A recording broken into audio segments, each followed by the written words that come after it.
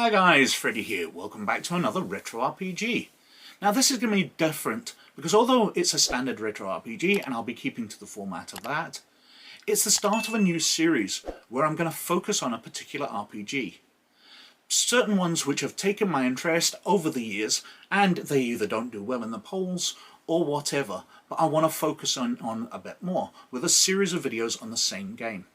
So I'll be covering such things as Earthdawn, which I've said in the past is one of my favourite RPGs, Millennium's End, again a game which is close to my heart but doesn't do well in the polls. And I'll be producing a retro RPG which focuses on the game, or in the case of Earthdawn or Millennium's End, that's already been done. A rules breakdown, I'm going to be doing some character creation, adventure ideas, and making a series of about 5 videos focusing on one game over a series of weeks.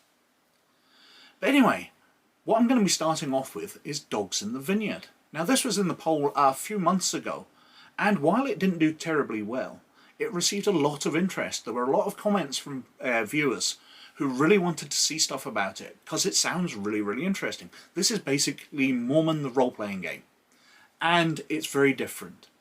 But anyway, let's go over to the desktop and have a look at Dogs in the Vineyard. So, this is Dogs in the Vineyard, which came out in 2004 from Lumpley Games, and has since been withdrawn from sale because the author wasn't happy with the setting. Which is really weird, because I really like the setting. I think it's really interesting, because this is basically Mormon the role-playing game. It's set in an alternate history version of pre-statehood Utah.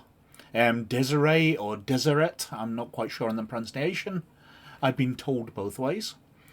But it's where people have come west to get away from religious persecution, or they're seen religious persecution, and set up a group of settlements. Back east is the sinners and the government and all that who will oppress them. And the players themselves play a group called God's Watchdogs, the dogs of the title, who go between different towns and sort out whatever problems there are. So they might be delivering mail, they might be protecting cattle from coyotes, they might be investigating a crime.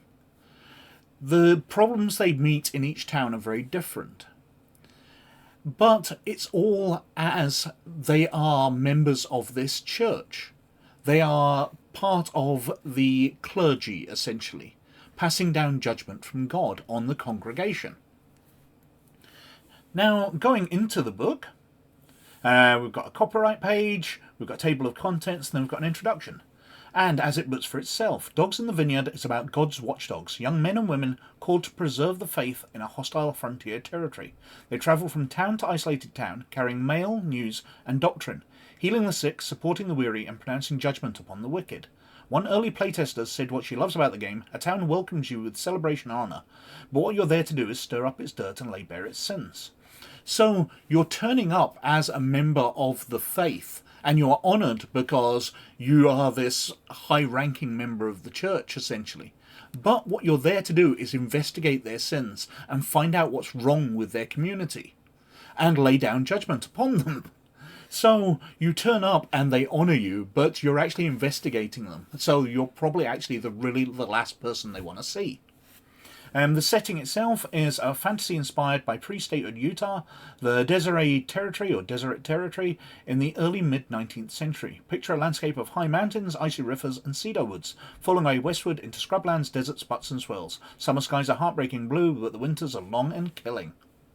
Going on further, we've got an introduction to role-playing. What's it like to play? It mentions that you're religious pioneers fleeing persecution and violence in the east. You're trying to establish society based on faith and righteousness out in this frontier. They made the long trek westward, but they're still in danger. Their towns are small and isolated, vulnerable to attack from without, sin and corruption within. Under pressure, their pride becomes sin, their anger becomes violence, their resentments become hate. Winter and the demons howl. Picture God's watchdogs holding the faith together. It mentions what it's like to play, offering some suggestions. Talks about dice, what you'll need to play, and the first session, where you're creating the setting and the characters within it. And then it's got some mentions about the land of balm and virtue. So the landscape, the mountains are really tall. They peak above the snowline. They have deep canyons, smashing waterfalls, some rivers with ice in them year-round. Winters, even in the foothills, are fierce and long. Capital of the faith is called Bridal Falls City. For the 4 beautiful waterfalls, the 4 brides, you can see if you look up into the mountains. Still quite a small city, pretty much dominated by its temples and temple compounds. Going on, we've got some information about the faith. The whole name of the faith is the faith of all things in the King of Life reborn. So very much like the Mormons are referred to as Mormons by the general public, they actually have their much longer name, the Church of Jesus Christ of Latter-day Saints. But people just call them Mormons because it's easier. So people just call these people the Faith. The whole name of the dogs is the order set apart to the preservation of faith and the faithful. Casually the King's Dogs or Life's Watchdogs. Dogs are always called brother or sister by their first name. So brother Jeremiah or sister Patience. The faith is the only true religion in the world. All other faiths are either A, actively demonic cults created by faithful leaders fallen into sin, B, corrupt and decadent like the majority religions of the East, or C, idle nonsense like most religions in the wider world. It talks about towns and who you meet in them, food and fashion, so simple foods which you can make on the frontier. Faithful don't drink coffee, black tea, wine or liquor. They do drink herbal teas, spruce beer and root beer, although it's going out of fashion, mild barley beer. Only old people use tobacco at all. It talks about the clothing. Dress is simple and modest. Men mainly wear black, grey and dark brown. Women dress more colourfully, but for a woman to show her ankle, wrist or throat in company would be risque. It talks about the types of guns that people use. We've got the mountain people, basically Native Americans, they're under a different title, but they're people who already lived in this land and compete against you for the resources in the territory. Carrying on, territorial authority. So it talks about the real government that's being sent forth by the government in the East. Back east is all decadence, sin, cruelty and occultism. There's huge cities, each with a population bigger than the entire body of the faith, and they're foul, stinking places. Really makes it out to be nasty, whereas the life that the people of the faith are living is lovely. They're living on the frontier, they're living with nature. Talks about non-believers, including atheists.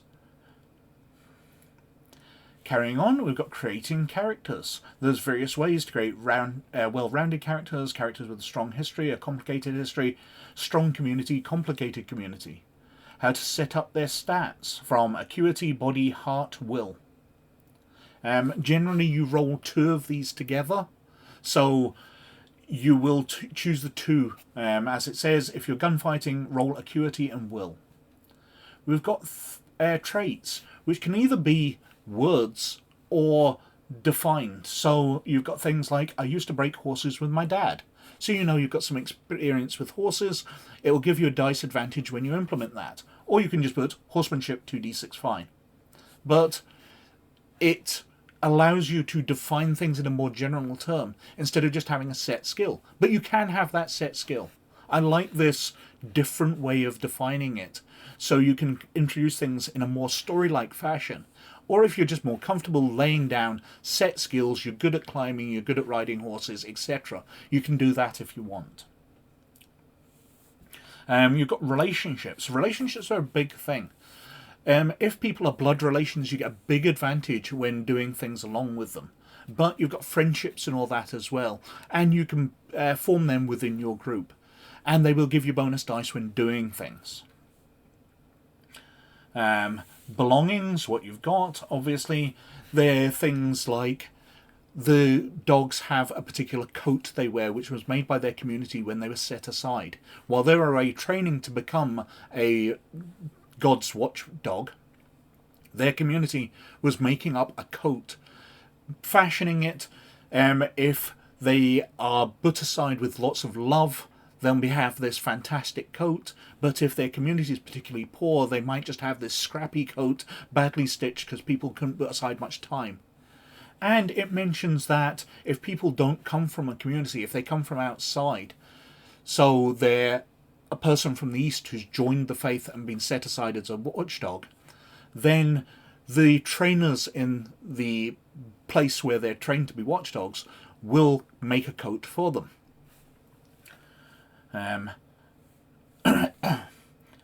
Accomplishments, things that you are trying to do as you create your character. Your backgrounds, it describes what a general background we like, but of course you're free to create almost anything within the setting. Your time as training, and it lets you know exactly how long. So you'll generally serve as a watchdog for 3 or 4 years. But sometimes people continue acting for longer. Sometimes people find a reason for leaving. Because one of the big things within the faith is if you meet somebody and get married, then you need to start providing for your family. So being a watchdog won't be possible. So you will write to the leaders of the church and say, I'm getting married, I've now got family to provide for, I will need to leave the faith. So if I will need to leave my service as a watchdog, not the faith, you'll be staying in the faith. And they will set you aside. Talking about what happens if you're a woman, and especially after they leave being a watchdog, because they have much more influence, where women tend to play a subservient role, although they have a very set role within the faith. Women who are watchdogs will be sharing their husband's role. So if he becomes a preacher to a community, then she will be his spiritual advisor, because she's done this very risky job, she's done this very important job, and she has a lot of influence of her own. Converts to the relationship, going forward, creating new relationships, different ceremonies you can do. So invoking the ancients, laying on hands, singing praise, etc. Because you are a religious preacher, basically. Your dog's duties, so carrying mail, officiating and participating in holy ceremonies, delivering doctrine and new interpretations as needed, preaching, participating in but holding yourself apart from branch social functions, helping the branch out with physical work. And perfect world, the character would mostly shake hands and kiss babies. Too bad it's not a perfect world. And we've got examples of things which go wrong. So someone's proud, so they're not acting faithfully, they're trying to get things for themselves, so they need to be corrected. And pride enacted creates injustice. Injustice leads to sin. If the proud person becomes bold, or the victim's injustice becomes resentful. Sin in a branch lets the demons attack it. The demons aren't themselves corporeal, so they have to use some intermediary to attack. Raids by outlaws or territorial authority soldiers. Disease, disaster, failing crops, drought, storms, whatever serves to threaten the branch. Sin and demonic attacks over time create false doctrine, and false doctrine enacted is corrupt worship. And it goes on how, if they're not correcting it at the start, things will get worse and worse. The dog's authority, it goes through that, your character's conscience and your own. So you might be acting alien to your own conscience because it's within the doctrine of the faith, and it's trying to set aside how you play your character and what you feel you're comfortable with yourself. You're not playing yourself in the game. It's being very clear on that. Leaving play, as I said, when your character decides to leave. GMing character creations, talking through the games master, introducing characters. Recap, creating characters, so goes through a summary of that. Conflict and resolution. So we've got the rules section, and I'll be doing a rules breakdown on the rules because they are very, very interesting. But basically you are getting dice from your various attributes, from relationships, from equipment, and you'll be rolling those dice. But the way they're allocated is pretty interesting because it's an ongoing situation that you're allocating from your original dice pool. So don't spin them all at once. We've got the explanation of how it works here. Escalating things. Fallout. So what happens if you've failed? Follow-up conflicts, using relationships. What happens if there's multiple opponents? if people are helping you out. We've got ceremonial fallout. So what happens if you're using a ceremony and something goes wrong with that? A recap, so a summary of all of that. Some cool applications of conflict resolution. So talking you through different ways it would work. Now, if you're having a gunfight, who draws first? How to use ordinary combat skills for specific events. Life or death. What happens when you get gunned down or stampeded by cattle or whatever? The structure of the game. So it's going through the big blocks, character creation, long-term play, short-term play in each town. What happens between towns? It's got advice for games masters on creating towns here, and it's got what something wrong is, because there needs to be something wrong in a town to create the drama for the players to confront. So, pride, sin, false doctrine, false priesthood, hate and murder. And it breaks all of those down into very detailed versions. Men's roles versus women's roles. Love, sex and marriage. Here's the faith's position on love, sex and marriage.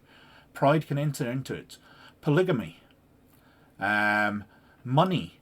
Obviously, greed can form a lot of sins. Sin itself, so violence, sex, deceit, disunity, blasphemy, apostasy, worldliness, faithlessness. Sin allows demonic attacks, so it talks through what actually happens when the sin gets so large that demons are attracted to it. Continuing through, false priesthood is sorcery, hate and murder, the procedures that the games master will use, including demonic attacks and false doctrine, corrupt worship, different ideas, and recapping all of that. So at the end of every section it does a recap to lay out more simply. In the early sections it goes into details, gives you examples to explain it all, but it just lays it out brutally bare in the recaps. We've got the section between towns, reflection, fallout, what happens when they're considering what they did at the last town while they're travelling onwards. The journey is part of the story. We've got example of creating NPCs, example of an NPC, example of a group of NPCs, example of somebody that's possessed, example of a sorcerer. We've got a list of appropriate female names, appropriate male names from that period. A recap, so quickly making NPCs, and then we're talking about how to GM. And one of the big points that it makes is that you're playing the town. So you have to create this as a living place with an ongoing story which the players are inserting themselves into. It's not just a story where the town isn't just where a story happens. It's a living thing which exists before and after, where the story happens incidentally. Drive play through conflict, because you're not just having a story, the players must be taking part in that. They must be having some kind of conflict. Follow the player's lead about what's important. Escalate, escalate, escalate. Do not have a solution in mind. Don't know how the story ends. Let the players come up with that. Which I found in running other games is definitely the best advice. My players have come up with fantastic storylines where I've just written a few lines of setup. Makes for the most memorable games because they are playing the biggest part in it. We've got an example of actual play. We've got design notes where he's talking about where he got his designs from. He's watched a million westerns. We've got various URLs for different websites which allow you to find out information. We've got a comment about relationships versus traits versus things. A way to adapt the faith. Now, while this might be the faith as the Latter-day Saints and Mormonism, you could change this game so they are police investigating crimes, and the faith that they're following is the law. And discusses that you could use things like 17th century Massachusetts with the PCs as witchfinders, 13th century Europe with the PCs as Dominican inquisitors, the black and white hounds of God. A modern-day mob game replacing the faith with mafia codes of silence and loyalty with the PCs as enforcers, or a game about the Untouchables with the law instead of the faith and the PCs as Elliot Ness and his people. Any of those sounds interesting and fun to me. We've got Thanks. He mentions that it's based on Sorcerer, a game I've covered before. Lots of different ideas, which he accepts have formed his ideas together. He's picked from different sources. Talks about his live journal, thanks to other people, and that's the end of it. Now, I really like this game. I like the setup because it's so different, where you're playing a religious person going out and preaching that faith. It's very, very different to other role-playing games where you're a mercenary or a rebel going up against the Empire or a Starfleet officer or whatever. This is, you're a member of a religion. You're preaching to people. You're stopping people sinning. But you're also going out and fighting demons. There's a lot to love in here, and I'm going to enjoy going over the rules and going over some further ideas over the next few weeks. So that was Dogs in the Vineyard, and there's some really interesting stuff in there. It seems a pretty unique game. I really like the concept. It's set in near history rather than sort of medieval history, and there's a whole load of ideas in there about being a member of a church and preaching, rather than just being an adventurer going out and fighting monsters. A very, very unique game. It's got some pretty unique rules, which I'll be covering in a rules breakdown in a week or so. And I'll be going on to character creation, as I said earlier, and writing adventures and the adventure ideas based around this setting, which I find absolutely fascinating, and I hope you will too. But anyway, I think I've been waffling on for quite long enough, so thank you very much for watching. But as always, most of all, you look after yourselves, and I'll catch you later. Bye now.